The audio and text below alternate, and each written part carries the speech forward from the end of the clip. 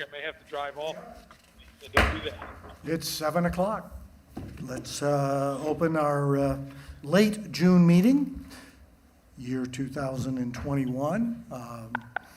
We'll say the Pledge of Allegiance. Is Mike Linville here from the, okay, Mike, if you would come forward, we'll do our Pledge of Allegiance, and then if you would bless us with your invocation, we'd be honored. So please join me. I pledge allegiance to the flag of the United States of America and to the republic for which it stands, one nation, under God, indivisible, with liberty and justice for all. So from the Eagle Creek Friends Church, good to have you with us. I invite those of you who care to join me to bow your heads and your hearts in prayer.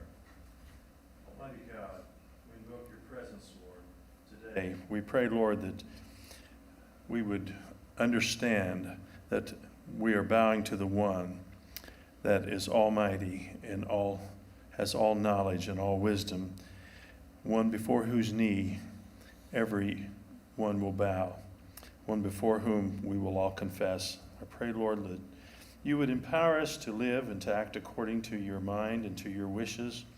I pray, Lord, this evening that you would direct the affairs of this auspicious body, giving each member of this great council wisdom from on high. Let your will prevail, I pray, O God, and your word, may it endure forever.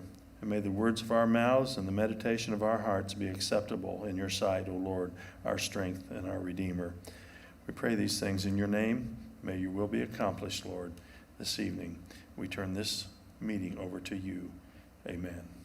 Amen. Thank you so much.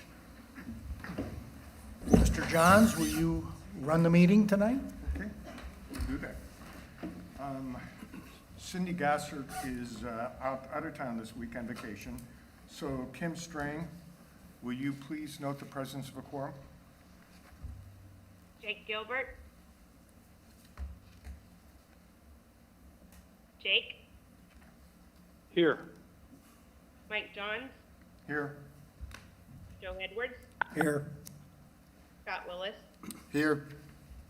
Cindy Spoljaric. Here. Troy Patton. Here. Scott Fry. Here. Scott Fry.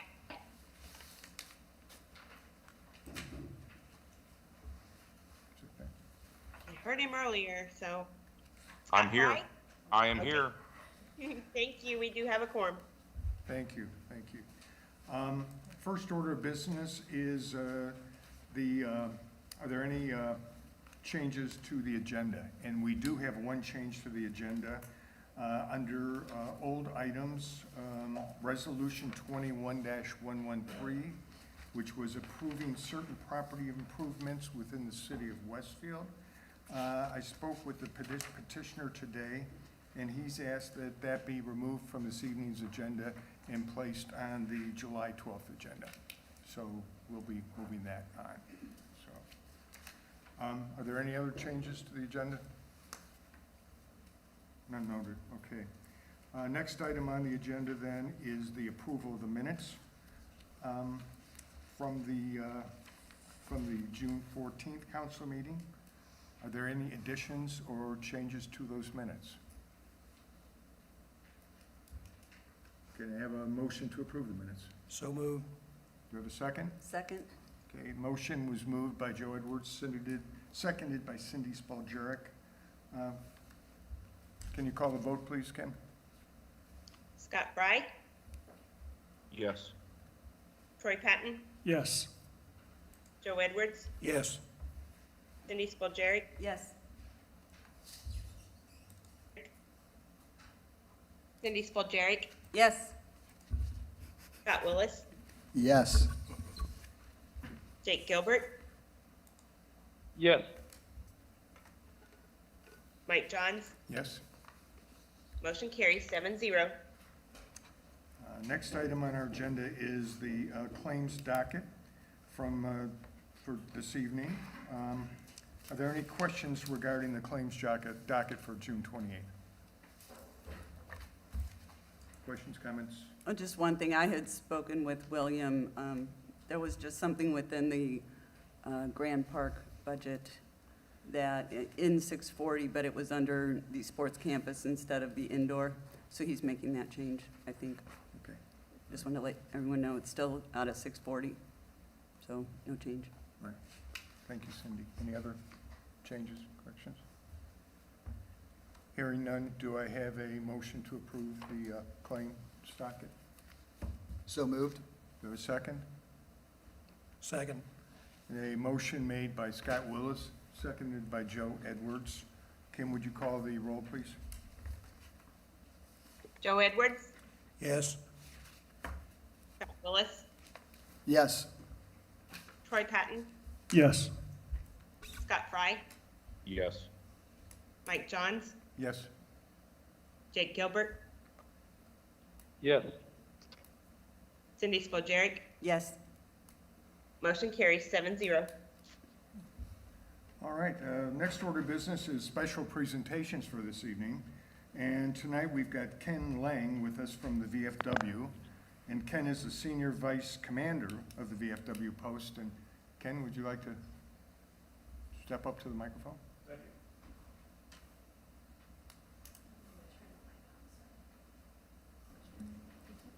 Is that good? It's perfect. Well, thank you very much for letting me come here and speak tonight. I really appreciate that. Like Mike said, my name is Ken Lang. I am the Senior Vice Commander for Carmel VFW Post 10,003. 7 years and 2 months ago, the Westfield and Carmel VFWs combined. The Westfield was considered a paper post at that time, and they didn't really have a building to go to or anything like that. Since then, we've become extremely busy. The Westfield Post was doing a lot. They take care of the Hoosier Memorial Park right over here on Union Street. We've incorporated all that. Some other big ticket items that we started doing from Carmel that Westfield just used to do was now on Memorial Day, we go to 5 different cemeteries and memorial parks and do the Memorial Day ceremonies, which takes about 5 hours. So we really enjoy doing that. And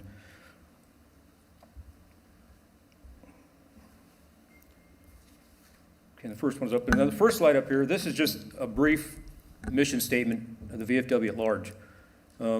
We take all the core values and everything up there, and we incorporate that into our daily, routines at the post, at the VFW, and we try to incorporate that in everything we do. Next slide, please. All right, more specifically, this is what we do at the post. We conduct full honor guard services for all fallen veterans. We participate in Memorial Day honors throughout Hamilton County. Participate in the Carmel July 4th parade with the lead element carrying the flags. We conduct Veterans Day ceremonies throughout Hamilton County. We provide honor guard at various events throughout Hamilton and Marion counties when requested, and we get requested a lot for that. We do a lot of, not the past year, but we do visit a lot of senior living facilities and local grade schools. We're starting to get back into that now. We do transport veterans and visit them at the VA Medical Center downtown. We financially donate to the VFW National Home for Children in Michigan and the Indiana Children's Home here locally. Another big donate is Wheeler Mission. We probably write them 2 or 3 checks a year, various levels of finance. We conduct various fundraising events. Buddy Poppy, if you're not familiar with that, it's the little red flowers, and sometimes people don't even take them, but they'll drop a $100 bill just as a donation. We do have a VA trained service officer to assist veteran spouses or any family member seeking assistance. His name is Tom Blandford. A lot of you might already know him. And the biggest thing that we took over from Westfield is maintaining the Fallen Hoosier Heroes Memorial Enduring Freedom Park located right over here on Union Street. I don't know if you've never been there or drive by it. It's a phenomenal park. I mean, it's a pretty awesome place to go and visit. So, what I'm here tonight is I'm trying to get a donation for our flags. Time and weather have made our current collection of flags and their accessories faded, broken, or just plain worn out. But the last time we updated our complete flag set has been more than 35 plus years, and that's a guess, since no current members can remember anything prior to that. Between the cities of Westfield and Carmel, we are seeking a monetary donation of $5,000 each to help in the procurement of 10 new flags with all the accessories required, fringed edges on them, new stands, new tops and cases, and hopefully to get these set up and maintain them for many more years to come. Do I have any questions? Counselors?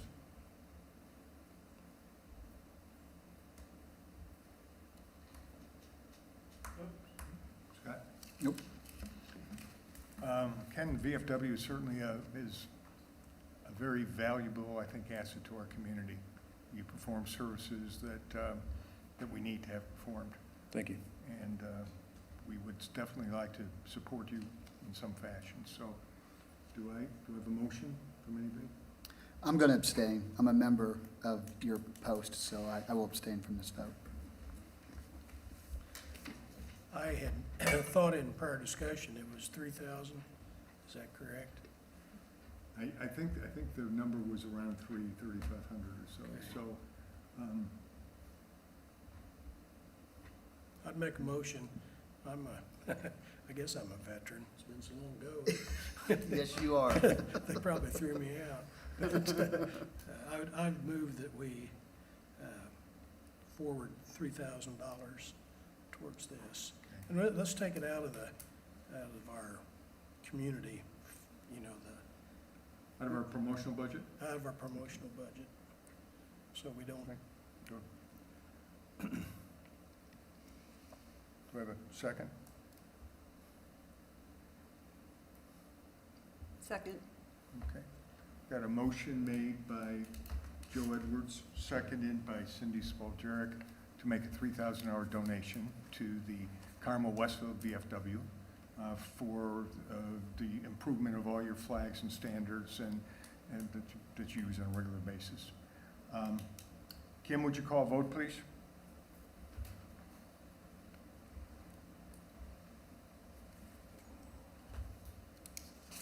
Joe Edwards, yes. Cindy Spalgeric, Yes. Jake Gilbert, Yes. Mike Johns, Yes?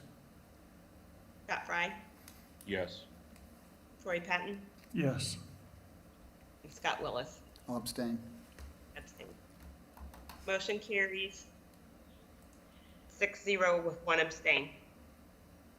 Ken? Thank you very much. Thank you again. Thank you for all the services that you do for our city. It's actually our honor, sir. We appreciate it. We like doing it, so Thank you. thank you.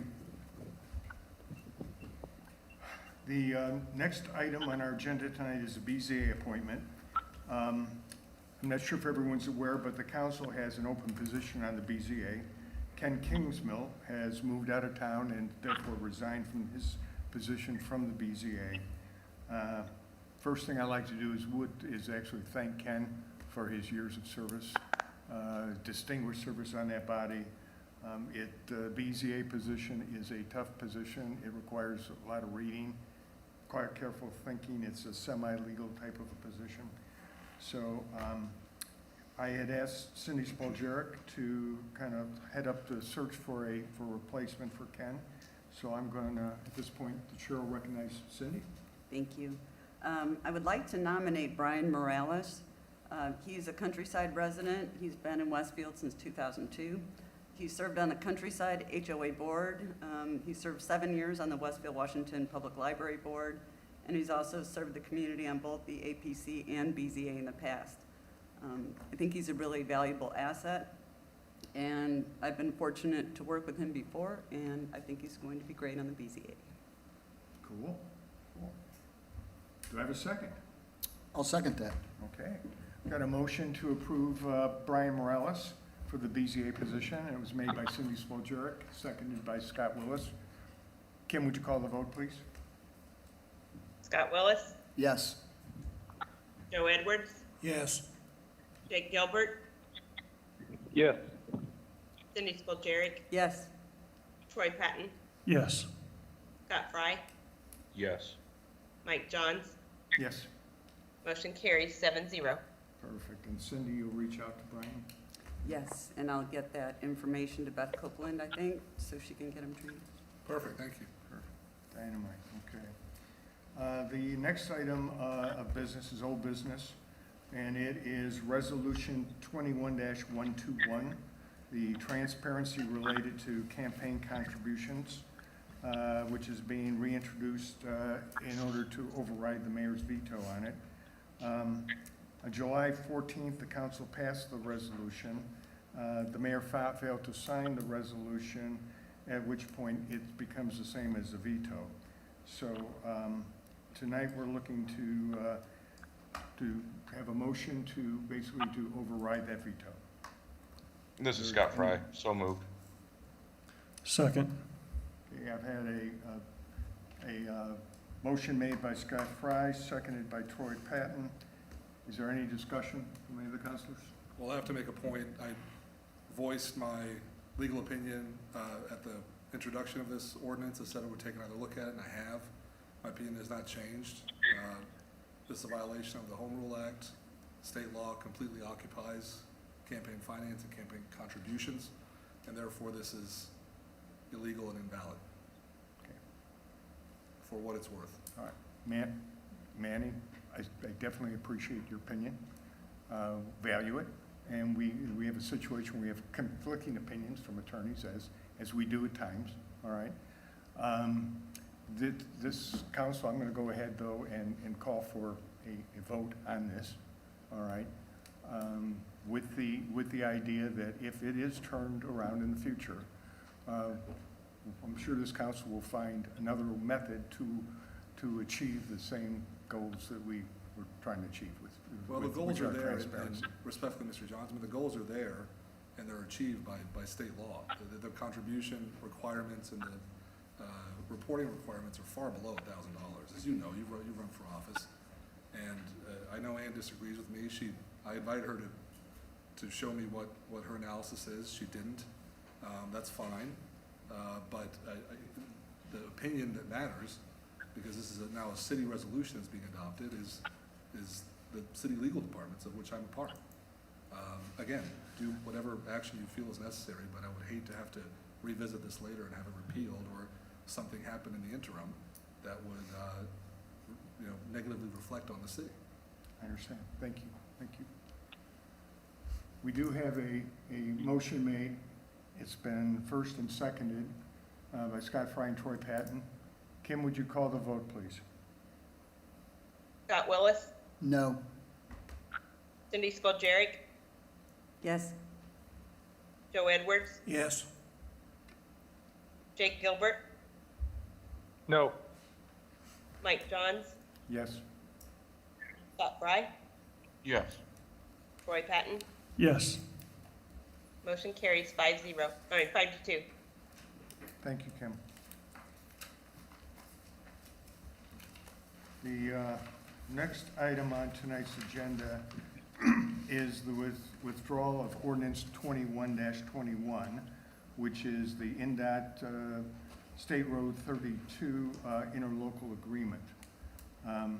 As the initiator of ordinance 21-21, I believe that according to the rules of order, it prescribes that I can make a motion to withdraw that motion, and that requires a unanimous vote. Before I do that, I'd like to give everybody kind of an update as to why we made the ordinance, introduced it initially, and the progress that we made and where we stand today. Because I think over the last several weeks, there's been some misconceptions among the general public.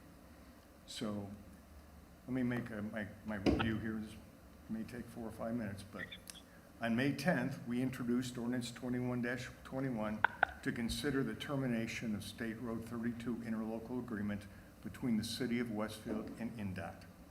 We took this action because we had not received information that we had requested from either the administration or NDOT regarding updated cost estimates for the project. Let me be perfectly clear. Each and every councilman supports the renovation and the reconstruction of State Road 32. While some councilors may disagree with the preferred design, we are in total support of the project. That said, we have a responsibility to the citizens and residents of Westfield to ensure that the project is appropriately funded and that we provide oversight to all the related expenditures. This is particularly important in light of the several recent projects, both in Westfield and throughout our county, that have greatly exceeded their budgets. On March 8th, I raised the issue of the $15 million interlocal agreement, which was introduced and considered and approved within 14 minutes by the previous council on October 8th, 2018. My intent was to determine if there had been an increase in cost during the 2.5 years since the approval, and to provide our community with full transparency as to the total cost of the project. Remember, there are two parts to the project that together account for Westfield's total cost. The first is Westfield's commitment of $7.5 million for the basic road project as described in the agreement. The second part is comprised of unknown millions of dollars of expense with associated projects. Unfortunately, I have to date not received any of the information regarding the ultimate cost for either the actual State Road 32 project or the associated projects that I asked for 4 months ago. My educated guess is that the final cost will be significantly higher than what we anticipate. I don't tend to go into great detail at this time, but I would like to share with you, in no particular order, some of the frustrations that I and several of the council members have had about the process to date. These include, first, we won't have a clear idea of the final cost of the project until the project is let out to bid in the fall of 2022. Essentially, we have to trust the $7.5 million estimate by our engineering department is accurate. The city administration has been less than forthcoming in sharing cost information with the council. In fact, they provided no information upon request for a full month. When Councilor Patton and I met with the administration on April 5th, we were shown the 5 line items and told that the current total estimate for the project had increased to $15.9 million, which was confirmed in writing by INDOT. We are already $900,000 over budget. On April 5th, Councilor Patton and I were told that the project was being re-engineered to save money and that the OW Chrome building, the ADS building, were no longer to be demolished. A month later, on May 4th, the city engineer told me that that was not the case. On April 15th, Councilors Willis, Gilbert, and myself were told during a Zoom call with INDOT that they would share in critical cost overruns beyond the $15 million budget. Later, INDOT clarified this in writing, stating, and I quote, "If costs are above $15 million budget, INDOT will engage in a discussion with the City of Westfield to confirm what additional costs we may be willing to participate in." That's hardly the same response that we heard initially. A major item and expense cited in the interlocal agreement is a bridge over State Road 32 planned by the administration, and which was mysteriously removed from the project.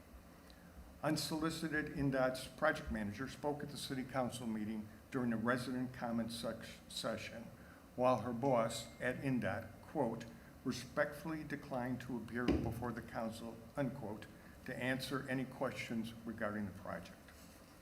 Finally, on June 23rd, the Board of Public Works approved a supplemental billing of $541,000 by American Structure Point for project-related design work, which was actually completed over 2 years ago and previously not included. Those are just a sampling of the frustrations that I have experienced and we as a council have experienced while trying to investigate the current status of State Road 32 project. At this time, I don't see any other option but to withdraw Ordinance 2121. We are in agreement that the reconstruction of Route 32 is in the best interest of the City of Westfield, our neighbors, the county, and the state. While we still have grave concerns in the way that the agreement has been modified and changed by the administration INDOT with no council input, it still provides a credible format for managing the process of building. However, I am by no means suggesting that the council will stop monitoring and questioning expenses associated with the project. In fact, as a result of our investigation to date, we are initiating the following actions. We are working with the clerk's office to establish an account to accrue the $7.5 million in impact fees, which will be used to pay for this project. We will continue to monitor the cost overruns, and we will add to the $7.5 million accrual amount as necessary. We will actively monitor the project through our Finance Committee and budget process. We will continue to investigate the associated multi-million-dollar projects to make sure that we have a process in place to fund them without the need of increasing taxes like our neighbors to the east are having to do. So I share with you those comments, our frustrations, where we're at today. And at this point in time, I'd like to. May I have a comment, Mr. Johns? Yes, yes, you may. Thank you. I'll be very brief. I take exception to much of what you just presented. I wish I'd had an opportunity to talk to you about before your talk. I think we could have gotten through a lot of those issues, but I have not had that opportunity, and I'm perfectly willing to do so. I'd like to get some of these items corrected that you just said. Andy, I'm always willing to sit down with you. Thank you. Try to find a compromise to some of these issues. Excellent. Thank you, Okay, sir. thank you, thank you. With that said, I would like to make a motion to withdraw the ordinance 2121. Second. I have a motion's been made by myself, seconded by Troy Patton. Kim, would you please call the roll? Joe Edwards, Yes. Scott Willis, Yes. Scott Fry, Yes. Troy Patton, Yes. Cindy Spalgeric, Yes. Jake Gilbert, Yes. Mike Johns. Yes, Carries 7-0. thank you. Next item on our agenda is ordinance 21-29, a change of zoning for 224 David Brown Drive rezone. I think Caleb Burness is gonna address this. Thank you. Thank you, President, members of the council. So this item was introduced at the May 10th City Council meeting. Since then, it received a public hearing at the June 7th Plan Commission meeting. The following meeting on June 21st, it received a favorable unanimous 9-0 recommendation to the council. This item is located at 224 David Brown Drive. It is currently zoned the GBPD zoning district. The petitioner is requesting that it be change of zoning from GBPD to the SF1 large lot single family district. Since the Plan Commission public hearing and recommendation meeting, there have been no modifications to the item. So it is here before you tonight, adoption consideration. The petitioner, Jeremiah Kitchell, he is present, but he does not plan on making a presentation. He is available for any questions, should you have any, same with me. Thank you. Thank you, Caleb. Councilors, any questions, comments? No. Do I have a motion for approval? So moved. Aye, so moved. Do I have a second? Second?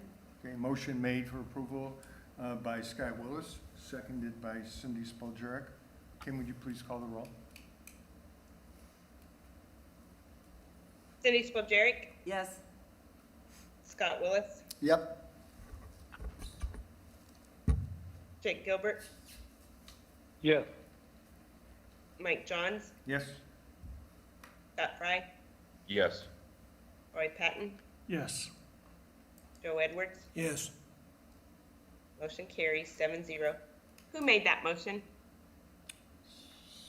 Cindy Spalgeric did. No, it I'm was sorry, Scott. Scott did. Scott Willis. Thank you. This evening, we have no new business on our agenda. We have one item to be continued, which is the request for monetary contribution from the YMCA. Do we have any guests at this time who wish to address the council? Pam, any cards? Okay. No cards. Okay, we do not, all right. Comments from the city council. Cindy, do you have a report from the APC? I do. It's pretty short today. The APC did meet on June 21st. We approved the primary plat and overall development plan for Somerset, 151 lots on 61 acres, which is south side of 186 west of Spring Mill. You may be familiar with that. It's an L-shaped property. It came through here for rezone. And then we recommended approval for the David Brown Drive rezone that we just saw. And staff did talk to us about how they're changing the way that the meeting minutes are. They're linking it with the YouTube video, so it's kind of indexed, which is incredibly helpful, so you can more readily find what you're looking for on the video. So thank you to staff. That's it. Great, thank you. Any reports from the Finance Committee? No, we haven't had a meeting, obviously, since the last one. But the one thing that we're going to look at is a better way to track the finances associated with what we're getting in from the hotels and revenues received from Grand Park. That's one of the things, obviously, that, you know, everybody seems to want to see. So we're gonna talk about that a little bit at the Finance Committee meeting next time, so we can track that and have a better idea of what we're bringing in from where. So. Great, great. Oversight Committee? Still working on the two audits. The 2020 audit is coming up. I mean, should be done, and it should be pretty easy. The other one is going to require a naming of a committee, and the mayor has one appointment to that committee that he needs to make. Does that person have to be a CPA? I think they have to be. I don't know. Yeah.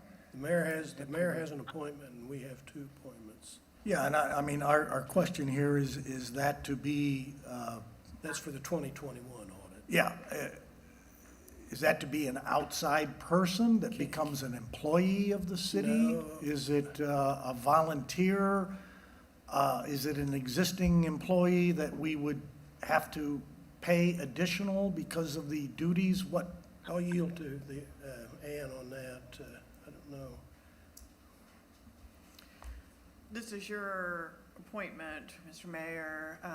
I believe that you have full discretion to appoint who you wish, but this is the committee to adopt the rules and request for proposals for the next audit to be done independently at Westfield's choice.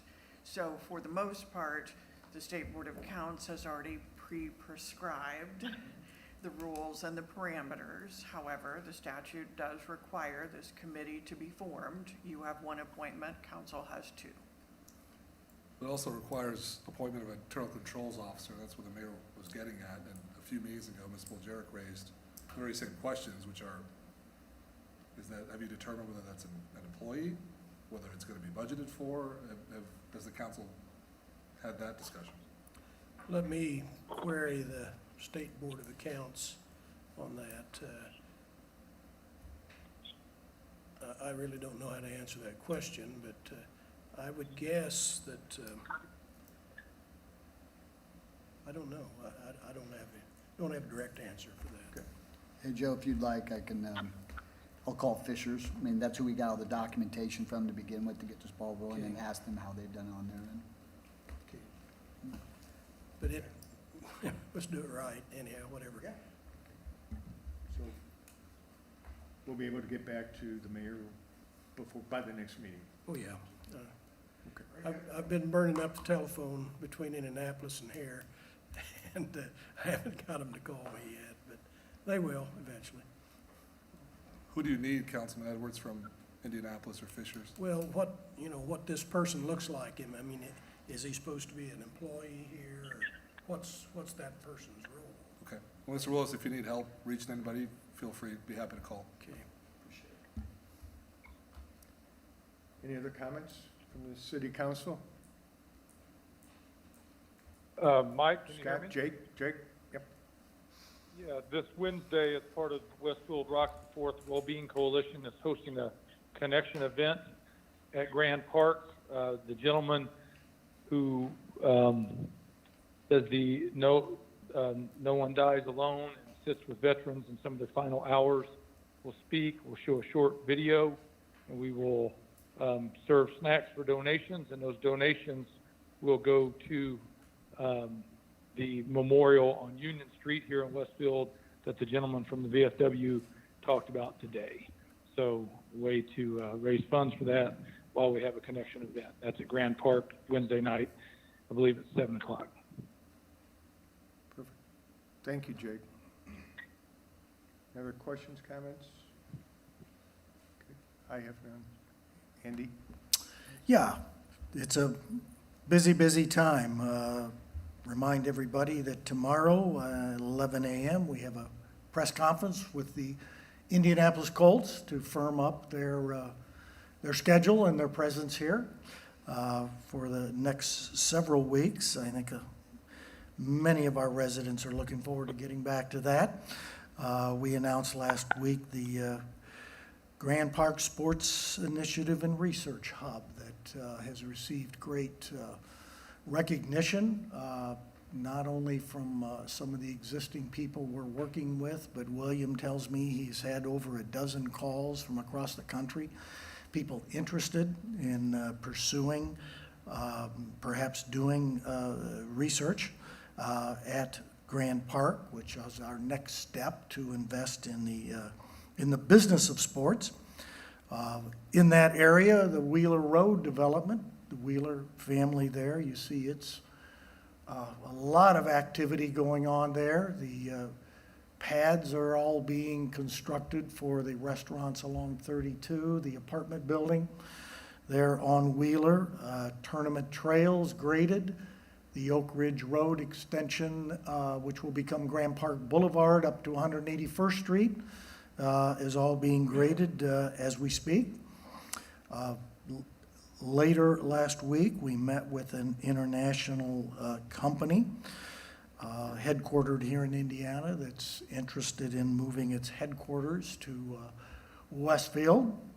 Like so many of these, it'll be a very competitive process, but we'll follow through with that with all of you. And of course, this weekend, returning is the Westfield Rocks the Fourth, and Angie Smitherman and or Frazier, pardon me, and all of her group at Westfield Welcome have put on I think, a celebration that'll make up for not having something last year. The Grand Junction you see is really coming along. The curtains are down all around the edges for the most part. You can see the lighting's going in. A lot of the landscaping is now going in. There are normal summer work. We've got 2 roundabouts, one at Union and 161 and 169 and Spring Mill that bid next month through the MPO NDOT process.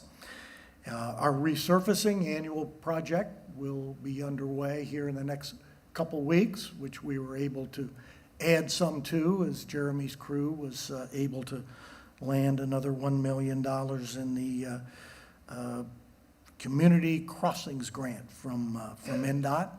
And finally, later this week, we will do a ribbon cutting, long awaited, at Abbott Labs up in North Point. So I hope you'll all join us. Thank you. Thank you, Andy.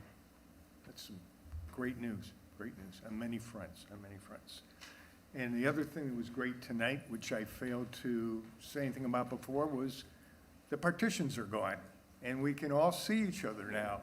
And it's not a blur, so things are getting back to normal right before the 4th of July, so, as they should be. So, can I have a motion to adjourn? Second? Okay, I have a motion made by Joe Edwards, seconded by Scott Willis to adjourn. Kim, would you please call the roll?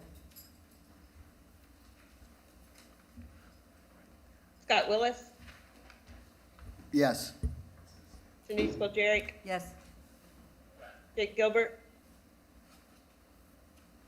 He's gone. He's on a mountain. Yes. There he is. Joe Edwards, Yes. Jake, was that a yes? Yes. Yes, I'm sorry. Mike Johns, Yes. Scott Fry, Yes. Troy Patton. Yes. Motion carries 7-0. We adjourn. Thank you. Have a good evening.